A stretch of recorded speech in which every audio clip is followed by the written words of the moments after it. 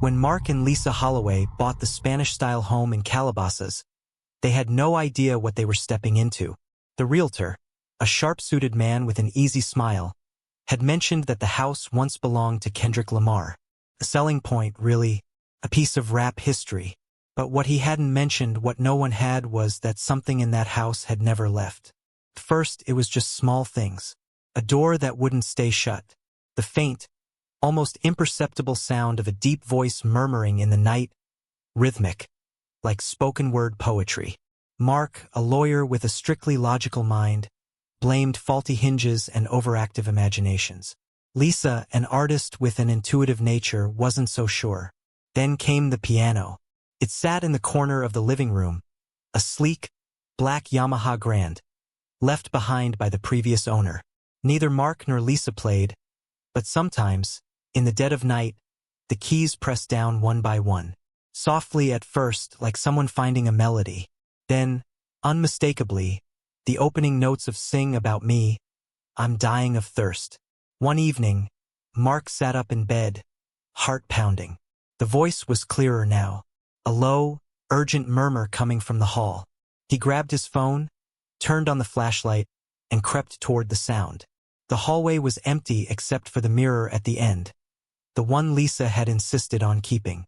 In the dim light, Mark saw his own reflection, and behind him, just for a second, the faintest outline of a man. Lisa was already researching by morning. She found old interviews, deep-dive forums, and threads about the house. There had always been rumors that Kendrick had written some of his most introspective songs here, alone at night, pacing the halls, speaking verses to the walls. But one story stood out, a theory, buried in a Reddit thread.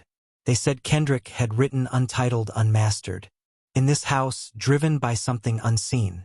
Some even claimed he once spoke about a presence, something that whispered back to him, something that helped shape his verses. Whether it was a ghost, a spirit, or just his own genius, no one knew. Lisa couldn't shake the feeling that it had stayed behind. The activity escalated. Lights flickered in sync with an unheard beat.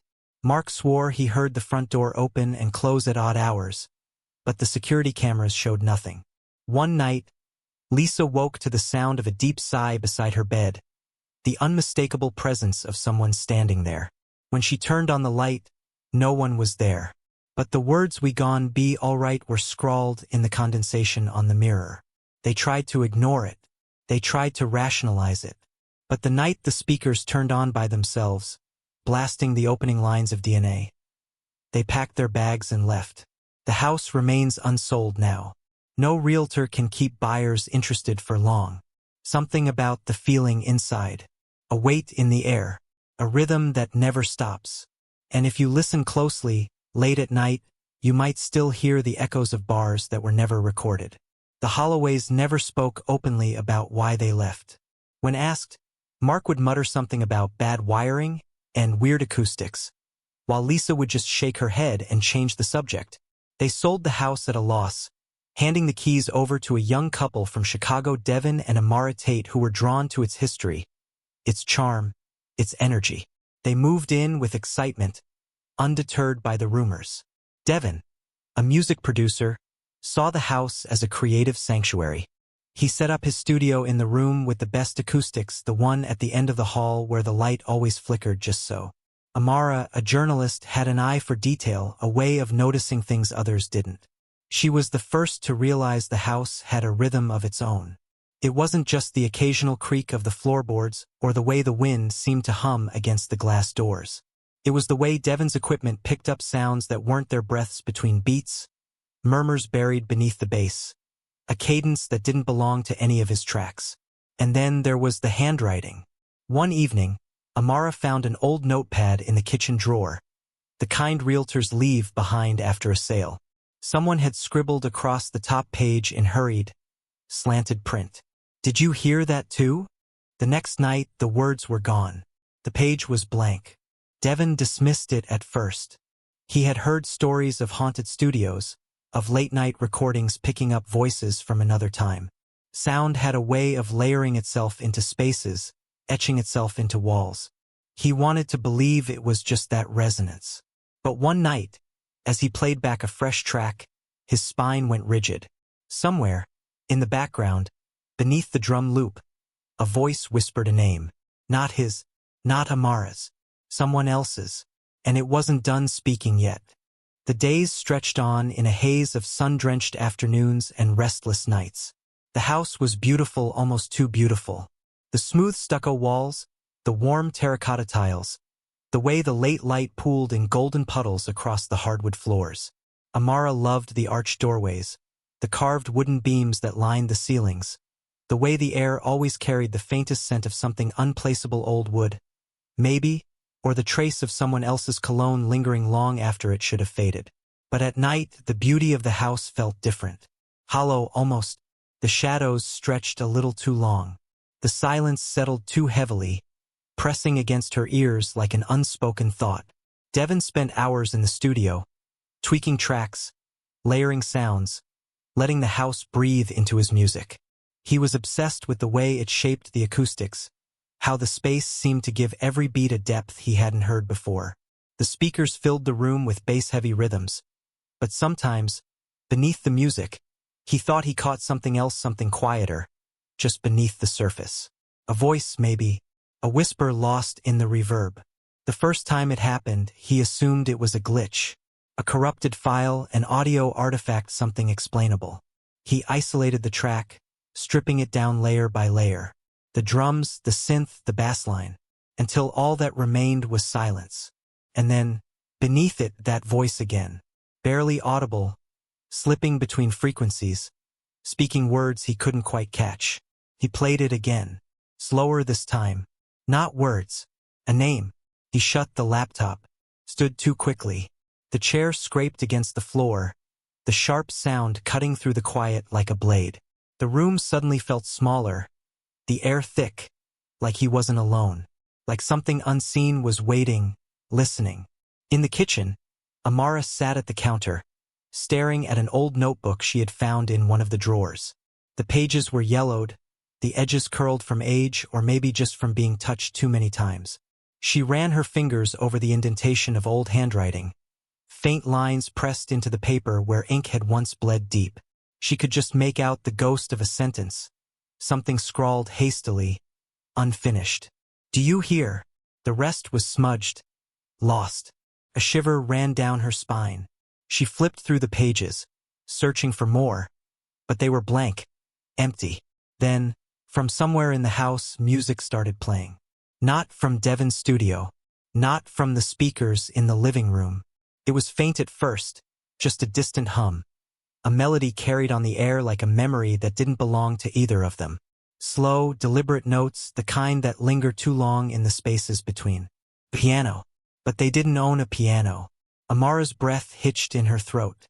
The sound of the piano floated through the house, soft but deliberate, each note pressed down with eerie precision.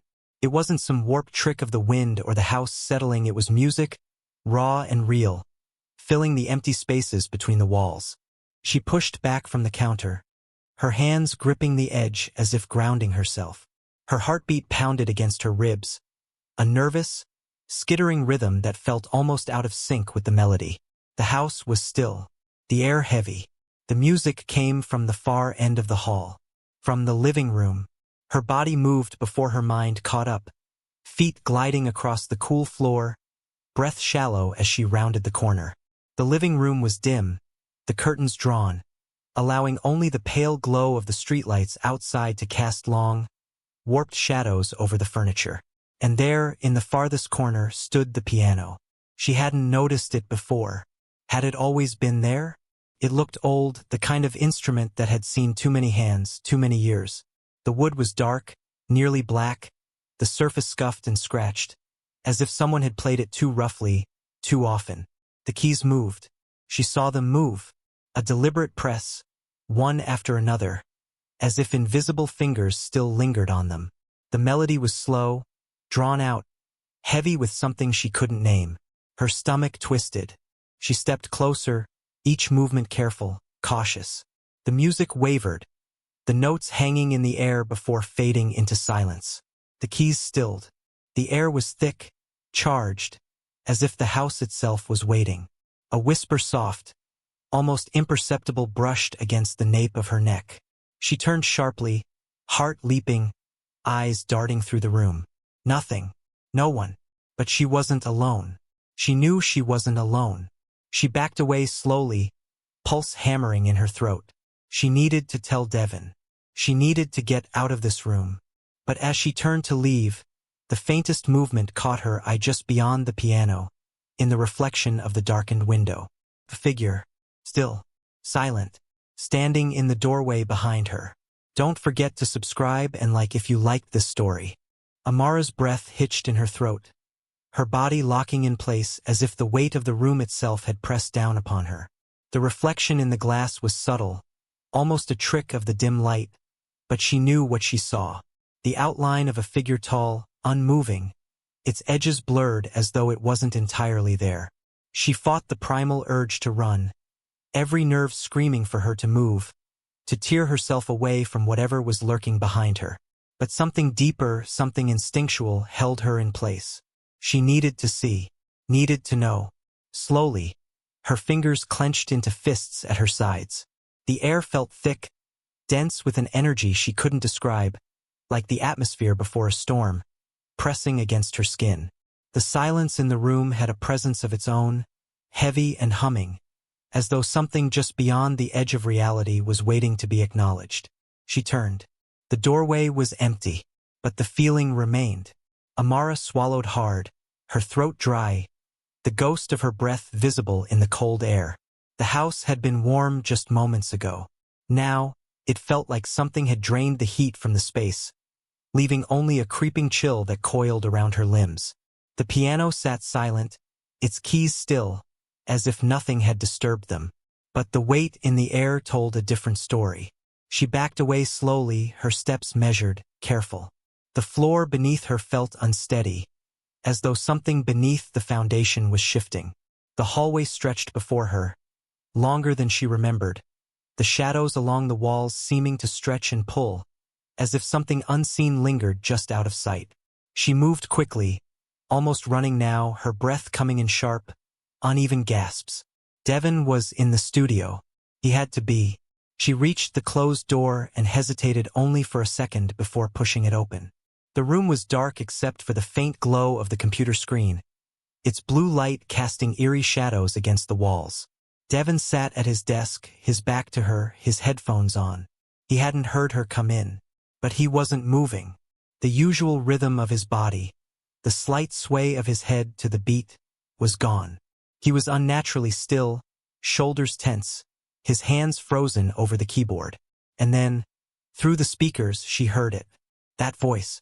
A whisper, layered beneath the static hum of an unfinished track, threading through the air like a secret waiting to be uncovered. She took a step closer. Devon's fingers twitched, hovering over the controls, as if he wasn't sure whether to press play or shut it all off. And then, without warning, the waveform on the screen moved. A new sound. A breath. Not from the track. Not from the speakers. From the room itself. Right behind her. A shudder rolled down Amara's spine, slow and deliberate, like ice water trickling through her veins. The breath behind her was soft, almost imperceptible, but unmistakably real. Warm, close, too close. She didn't turn this time. She couldn't. Every instinct told her that to acknowledge it, to see it, would make it real in a way she wasn't ready for. Instead, she forced her feet forward, her breath shallow, her body rigid with the effort of keeping herself from breaking into a sprint. Devon was still frozen, his fingers hovering over the keyboard, his shoulders tense with something she now recognized as fear. He heard it too. He felt it. Amara reached for him, her hand brushing his arm. The second she made contact, he jerked violently, his chair scraping against the floor as he whipped around, eyes wide and glassy with something raw. "Did you?" His voice faltered, breaking like a weak signal, as though he wasn't sure if speaking the words aloud would make them worse. She only nodded. That was enough. Devon exhaled sharply and turned back to the screen, his fingers finally pressing a key with careful, deliberate force. The track stopped. The silence that followed wasn't comforting. It was deeper, heavier, an absence of sound that felt almost unnatural. Then, A click. Soft, barely there but distinct. Amara's eyes darted toward the audio file still displayed on the screen. The waveform was unmoving, nothing playing, no track running. But the speakers whispered anyway. A voice, hushed and stretched thin, like it had been carried through layers of time. You hear it too. The words slithered through the air, threading through the silence like a needle pulling through fabric. Devon inhaled sharply, his fingers pressing against the desk so hard his knuckles turned white. Amara's stomach twisted, a slow, sinking dread pooling at the base of her spine. Then another sound. Not from the speakers. From the hallway. A footstep. Soft, deliberate. Amara's heart pounded so hard she thought she might be sick. The house was quiet, impossibly so, amplifying the noise until it felt deafening. Another step. Then another. Slow, steady, like someone walking with purpose. No one should be in the house but them. No one else was in the house but them. But something was moving, and it was coming closer. The footsteps were measured, deliberate, echoing faintly against the hardwood floor. Each step pressed into the silence like an intrusion, something unnatural filling the empty spaces of the house. Amara felt her pulse in her throat, heavy and uneven, her breath coming in shallow, controlled exhales. She could hear Devon swallow beside her, the quiet click of his dry lips parting as he strained to listen. Neither of them spoke. Neither of them moved. The sound in the hallway stopped just outside the studio door. Pause long, unbearable. The air in the room seemed to tighten, as if the walls had drawn closer, closing them in. The only light came from the glow of the computer screen, washing the room in cold blue, casting sharp shadows along the floor. Amara could just barely see the outline of the door in her peripheral vision, its dark shape blending into the surrounding blackness of the house beyond. Something was there. Not just a feeling, not just a presence. Something real. A breath. Not hers. Not Devon's. Right on the other side of the door. Shallow, controlled. Listening. Waiting. The doorknob twitched. The sound was almost imperceptible, the faintest scrape of metal shifting, as though something was testing it. Amara's fingers clenched against her palms, nails digging into her skin as she fought the instinct to bolt, to run anywhere but here. Devon, beside her, had gone utterly still. She could feel the tension radiating off of him, could hear the way his breath came slow and measured, as if he was trying to make himself smaller, quieter. Another twitch, then a slow, deliberate turn. The knob moved, shifting just slightly, the door creaking against the frame. Amara's heart slammed against her ribs. The door didn't open, didn't push inward. Whoever, whatever was on the other side was only testing it, seeing if it was locked. It wasn't. Her mouth went dry. The room was cold now, the temperature having dropped so sharply she could see the faintest trace of her own breath hanging in the air. Then, silence. The footsteps, the breathing, the soft pressure against the doorknob gone. Not fading, not retreating. Just vanished, like they had never been there at all. Devon turned to her, his face still bathed in the dim glow of the screen, his eyes sharp, dark, searching hers for some confirmation that he hadn't imagined it, that she had heard it too. Amara nodded once. Slowly, carefully, Devon reached forward and clicked the lock on the door. The sound of it echoed louder than it should have. For a long time, neither of them spoke. Somewhere deep in the house, beyond the door, something settled. Not footsteps, not movement, just the sense of something unseen waiting. Devon exhaled slowly, his hand still hovering near the lock as if expecting the knob to twitch again. But it didn't. The house had gone impossibly quiet, the kind of silence that wasn't natural, that felt intentional. Amara felt it too, the weight of something unseen, lurking just beyond the door. It wasn't gone. It was waiting. A cold dread curled around her ribs, but she forced herself to move, to think. "We need to leave," she whispered, her voice barely a breath. Devon nodded stiffly, his gaze flicking back toward the screen as if he was hesitant to turn his back on it. The speakers were silent, but the waveform still sat frozen on the monitor, as if whatever had whispered through them was still there, just beneath the surface. waiting for the play button to be pressed again. Neither of them touched it. Moving carefully, Amara reached for Devon's hand. His fingers closed around hers, tight, warm despite the cold in the air. Together, they edged toward the door, listening for any shift, any sign that the silence was about to break. Nothing. Devon hesitated, then gripped the knob and twisted it sharply. The door swung open. The hallway beyond was dark, still, but it wasn't empty. Amara saw it before Devon did, just a flicker of movement in the far corner. Barely there, more shadow than substance. It was standing at the end of the hall, near the living room, where the old piano sat in the dark. Tall, motionless, watching. She couldn't see its face. She didn't want to see its face. Her breath stilled, her body frozen in place as she gripped Devon's arm. He turned his head to follow her gaze, his breath catching as he saw it too. Then, the piano keys pressed down. One, then another. Slow, methodical. A melody began to form, heavy and deliberate, the same haunting notes that had played earlier. Devon's grip on her tightened. "Go!" he breathed. They ran. Through the hall, past the living room, past the piano that now played itself in the darkness. Amara barely registered the sound of the melody shifting, becoming more frantic, more urgent. The front door loomed ahead, and she lunged for it, fingers fumbling against the lock. The piano stopped. The silence was so sudden it made her ears ring. And then, from just behind them, a breath, right there, too close. Amara yanked the door open. Cold night air rushed in, sharp and grounding, cutting through the suffocating stillness. They stumbled onto the porch, Devon slamming the door shut behind them. The house stood quiet, dark, no movement behind the windows, no sound from within. But Amara felt that whatever had been in there was still watching them, still waiting. Devon's breath came fast, his hands shaking as he gripped his knees. "We're not going back in there."